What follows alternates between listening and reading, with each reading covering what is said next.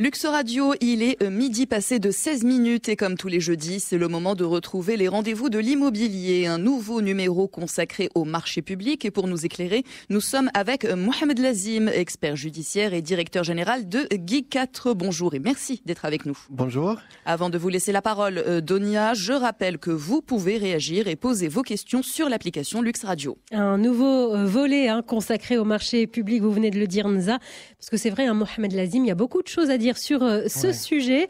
Et d'ailleurs, aujourd'hui, on va s'intéresser particulièrement aussi à ce qu'on appelle les appels d'offres. Quels sont, pour commencer, les délais réglementaires pour la publication des avis d'appels d'offres ouverts ? Alors, effectivement, c'est un très grand sujet. C'est pourquoi on a consacré ces émissions-là pour les marchés publics. Alors, pour revenir à votre question, Dunia, donc le délai de publicité de l'avis d'appel d'offres ouvert dans les journaux et même dans le portail des marchés publics est de 21 jours avant la date fixée pour la séance d'ouverture des plis. Et ce délai-là, il court à partir du lendemain de la date de publication de l'avis. Seulement, ce délai de 21 jours, il peut être 40 jours, au moins dans les 3 cas suivants. Pour les marchés, le premier cas, c'est pour les marchés de travaux dont le montant dépasse 63 millions de dirhams hors taxes. Le deuxième cas, c'est pour les marchés de fournitures et de services, pour le compte de l'État, dont le montant estimé dépasse 1,6 million hors taxes. Et troisième cas, c'est pour les marchés de fournitures et de services passés pour le compte des établissements publics et des régions dont le montant dépasse 8,7 millions hors taxes. Voilà. D'accord, donc 21 jours avant l'ouverture des plis généralement, avec des cas particuliers, on l'a compris. Toujours dans cet aspect vraiment pratique, que doit faire un concurrent dans le cas où le dossier d'appel d'offres ne lui est pas remis au lieu indiqué dans l'avis d'appel d'offres ? Oui, donc c'est le cas qui arrive assez souvent.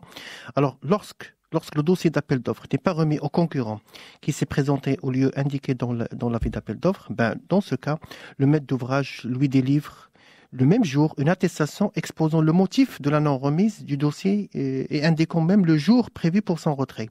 Alors, une copie de cette attestation est conservée dans le dossier du marché. Alors, en cas de non-remise du dossier au jour fixé dans l'attestation, dans ce cas, le maître d'ouvrage il doit reporter la date d'ouverture des plis et l'avis de report sera publié comme j'ai dit la dernière fois, doit être publié dans 2 journaux et sera même également publié dans le portail des marchés publics. Voilà. D'accord. Et est-ce que les concurrents peuvent demander le report de la date de la séance d'ouverture des plis ? Alors, oui. Alors, lorsqu'un concurrent estime que le délai prévu pour la préparation des offres n'est pas suffisant compte tenu de la complexité des prestations, dans ce cas, il peut demander au maître d'ouvrage le report de la date de la séance d'ouverture des plis. Alors, seulement, je précisais que la demande doit être transmise au cours de la première moitié du délai de publicité. Et la lettre du concurrent doit comporter tous les éléments permettant au maître d'ouvrage d'apprécier sa demande de report. Je précise ici, Donia, c'est que la demande du report, c'est effectuée soit par courrier avec accusé de réception, soit par fax confirmé, soit par un courrier électronique confirmé, ça veut dire un mail. Alors, si le maître d'ouvrage reconnaît le bien fondé de la demande du concurrent, dans ce cas, il peut procéder au report de la date de la séance d'ouverture des plis et la durée du report est laissée à l'appréciation du maître d'ouvrage et fera l'objet d'un avis rectificatif. Voilà. Alors, je rappelle que nous sommes avec Mohamed Lazim, expert judiciaire et directeur général de GI4. Il est question des marchés publics. Vous pouvez d'ailleurs réagir et poser vos questions via l'application Lux Radio. Nous abordions à l'instant la question du report de la date de la séance d'ouverture des plis. Alors c'est possible. Est-ce que c'est possible une fois seulement ou c'est possible de redemander ce report à plusieurs reprises ? Je précise, le report de la date de la séance d'ouverture des plis ne peut être effectué qu'une seule fois, quel que soit le concurrent qui le demande. C'est une seule fois. D'accord, donc voilà qui est net, clair et précis. Ouais. Est-ce que les concurrents peuvent demander aussi au maître d'ouvrage des éclaircissements concernant l'appel d'offres ? Oui. Tout concurrent peut demander au maître d'ouvrage de lui fournir des éclaircissements ou des renseignements concernant l'appel d'offres en question. Seulement, je précise que cette demande n'est recevable que si elle parvient au maître d'ouvrage au moins 7 jours avant la date d'ouverture des plis. Et les éclaircissements et les renseignements fournis par le maître d'ouvrage doivent être communiqués aux demandeurs et aux autres concurrents dans les 7 jours suivant la date de réception de la demande d'éclaircissement. Voilà. D'accord, donc Mohamed Lazim, on le comprend bien, il y a vraiment des délais à respecter faute de quoi ça tombe à l'eau. Quels sont les éléments constitutifs des dossiers de concurrents ? Alors, les dossiers présentés par les concurrents doivent comporter le CPS, ce qu'on appelle le cahier de prescription spécial, paraphé et signé. 2, les pièces du dossier administratif, par exemple la déclaration sur l'honneur, la caution provisoire, l'attestation fiscale, l'attestation de la CNSS, le modèle 7, etc. 3, les pièces du dossier technique, par exemple la note indiquant les moyens humains, les moyens matériels, les attestations de référence, etc. 4, l'offre financière du concurrent. 5, c'est éventuellement, si le CPS le prévoit, ce sont les pièces du dossier additif. Dans le dossier additif, ce n'est pas obligatoire pour chaque appel d'offres, mais si le CPS les prévoit, il faut respecter. Donc, le dossier additif, il comprend toutes les pièces complémentaires exigées par le règlement de consultation en raison de l'importance et de la complexité de la prestation.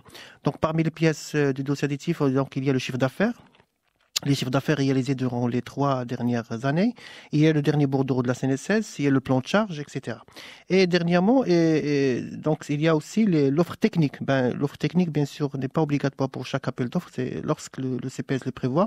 Alors l'offre technique, elle est obligatoire lorsque la nature particulière des prestations à exécuter le justifie. Et ce, de par la complexité ou l'importance des moyens utilisés pour leur réalisation. Alors, parmi les pièces de l'offre technique, il y a la méthodologie d'exécution, il y a le planning des travaux, il y a l'indice de sécurité, etc. Voilà. D'accord. Et Mohamed Lazim, en ce qui concerne le certificat de classification des entreprises, c'est prévu dans quel dossier ? Alors, Dunia, donc, lorsqu'un système de classification est prévu, dans ce cas-là, le certificat de la classification remplace le dossier technique. Donc, ça veut dire si on a un certificat exigé dans l'appel d'offres, on ne doit pas avoir le dossier technique, soit le certificat de classification, soit le dossier technique. D'accord, donc ça permet de faire l'impasse sur tout le dossier. Quel est le délai de validité des offres ?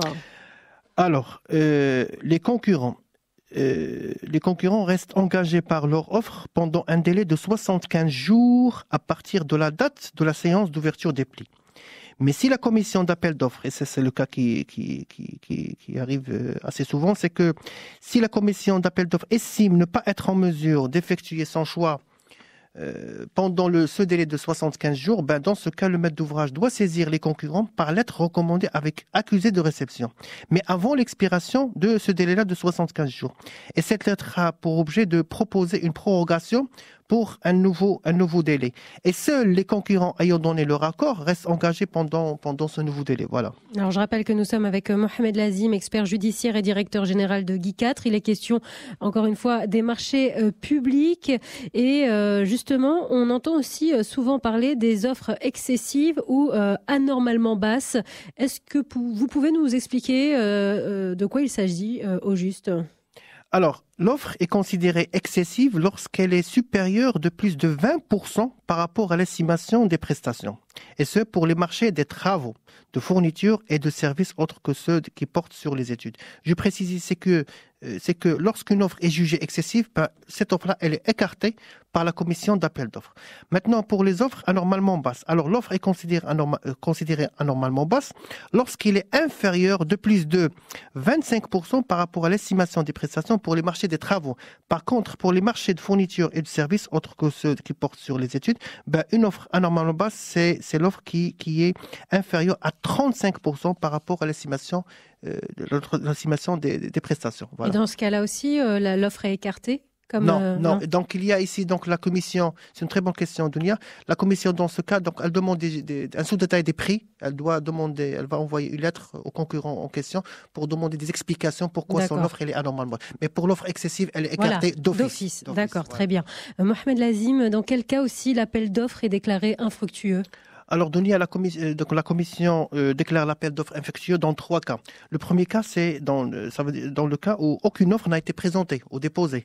Le deuxième cas, c'est dans le cas où aucun concurrent n'a été retenu à l'issue de l'examen des dossiers administratifs et techniques. Troisième cas, c'est dans le cas où aucun concurrent n'a été retenu à l'issue de l'examen de l'offre financière. Voilà. Alors, il est question, je le rappelle, des marchés publics. Mohamed Lazim, dernière question.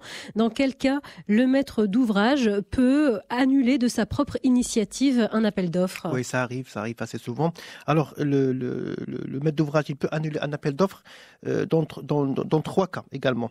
Alors, le premier cas, c'est lorsque les données économiques ou techniques des prestations, objet de l'appel d'offres, ont été fondamentalement modifié. Le deuxième cas, c'est lorsque les circonstances exceptionnelles ne permettent pas d'assurer l'exécution normale du marché. Et le troisième cas, lorsque les offres reçues dépassent les crédits budgétaires alloués au marché. Ce que je précise ici, c'est que en cas d'annulation d'un appel d'offres, les concurrents et l'attributaire du marché ne peuvent prétendre à aucune indemnité, malheureusement pour les concurrents. Voilà. Voilà qui est dit. Merci en tout cas de nous avoir éclairé sur cette question des appels d'offres dans le cadre des marchés publics. Je rappelle que nous étions avec Mohamed Lazim, expert judiciaire et directeur général de Guy 4. On vous retrouve d'ailleurs la semaine prochaine pour un nouveau rendez-vous de l'immobilier. Sachez aussi que vous pouvez retrouver ce numéro dans son intégralité dès ce soir en podcast.